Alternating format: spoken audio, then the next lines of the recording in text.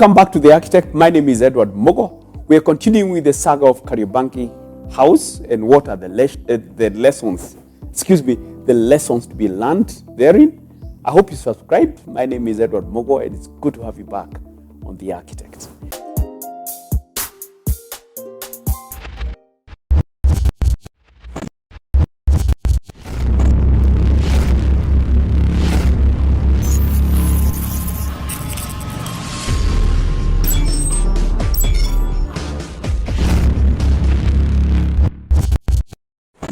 Now, we talked about the professionals. Who are the professionals that were meant to be involved here? Remember, I've talked about the architects, the structural engineer, the QS, the electrical engineer. That's the basic core team. Now, in a case like this, we expect all of them to have been involved in the house that went under. That one is clear.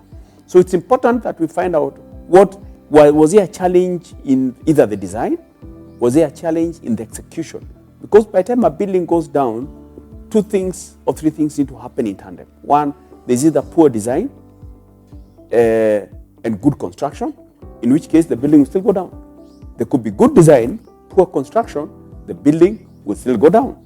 There could be poor design, poor construction, of course the building is coming down.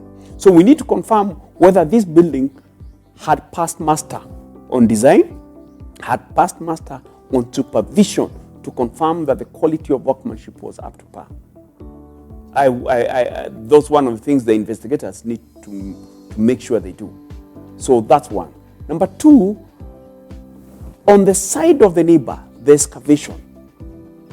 What team was available? Did the owner have proper approved drawings from City Council? Did he have a registered the architectural firm or a person who did the drawings was registered? Did he have an engineer who is registered, who had taken his drawings for council for approval from a structural perspective? Approvals have to be done both ways. The architectural drawings have to be approved and the structural drawings have to be approved before construction commences. And by the time you're excavating, it means that construction has commenced. So the structural engineer at that point of excavation is very keen. And you remember I said in the last call, the last show, that it is important that professionals visit sites. The idea of a professional giving out a drawing and doesn't visit site, especially in regard to structural work, it is actually very, very bad. For a professional to do that is actually a dereliction of duty, and to me, that is not a professional. That is not the way a professional should behave. So we need to ask ourselves, did the structural engineer, civil engineer, visit that site? Did he give advice? The other thing is that, did the contractor, was there a contractor, number one? Did the contractor take his advice? Did the developer take his advice? What was the structure of the nature of that team? Were they professionally organized, or did the owner simply look for a guy with an excavator who was being paid per day? It could be that the guy with the excavator knew that he would affect the other building. But look, if I don't do it, somebody else will come and beat me to this job and he's going to do the excavation and I need the money. So he went ahead and did it. So we need to ask ourselves, what are the lessons we're learning? Even as people who own excavators, people who own construction companies, the lessons are that if you do not do the right thing at the right time, it will cost people big time. We are lucky. In the last show, I gave our thanks to the police and the person who called the police for condoning off that site and making sure we didn't have loss of life. But this was going to be another huruma. Imagine, if you will, with me, that all those, say, 20 structures, all those 20 apartments were filled with people, were filled with children. This would have been a disaster worse than any other we've seen here in Kenya. So we have to take responsibility as contractors, owners of excavation machinery, developers, professionals. The professional for me is very painful for me as an architect to see a professional who doesn't value his ethics, the way he does his work. I find it very painful to find professionals of whatever sort who just sell off their drawings. Because if you don't visit the site, you're actually selling off your drawings and you're not actually doing a service the way you're taught to do that service.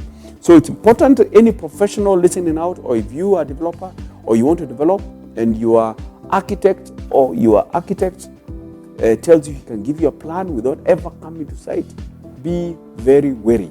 Even if you are not using that architect, please look for a registered supervisor, architect who is registered, engineer who is registered, to come and look at the drawings done by another professional and make sure that whatever is in that drawing is actually going to be put in properly by the contractor on site. It's important that we as professionals make sure the advice we give is solid. If you know that your client is about to start his site, be involved, go to sites, see what the neighborhood is, engage your developer. It is possible sometimes you give advice.